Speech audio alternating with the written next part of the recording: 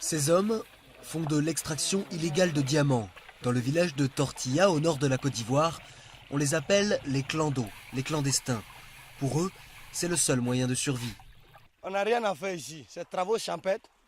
Après travaux champêtres, c'est ce qu'on fait pour gagner le prix de pain. On n'a rien à faire ici. Il n'y a pas d'emploi, il n'y a rien. Ici existait autrefois une mine officielle installée par la société française Saremsi. Elle a été fermée en 1975, tout a été pillé et les clandos se sont installés. Pendant les années de crise politique, les rebelles au gouvernement d'Abidjan ont pris le contrôle des mines de diamants. L'ONU, qui traque les diamants de sang extraits pour financer des conflits, a instauré un embargo sur les pierres précieuses en Côte d'Ivoire.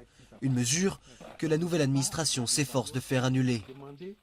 L'objectif de l'administration, c'est d'amener tous les opérateurs économiques qui par le passé étaient des clandestins à venir se mettre en règle vis-à-vis de l'État. Maintenant qu'il n'y a plus la guerre, comme je l'ai dit, il y a eu un président élu, l'administration est de retour.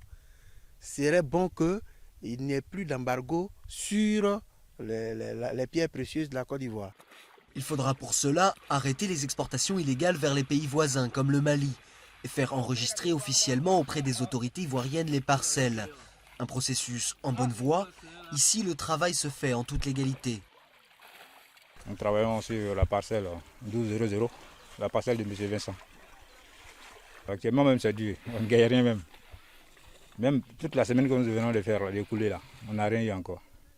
Mais avec le courage, on continue. Ils sont encore des dizaines à chercher les diamants de Tortilla, en espérant tomber sur la pierre qui fera basculer leur vie.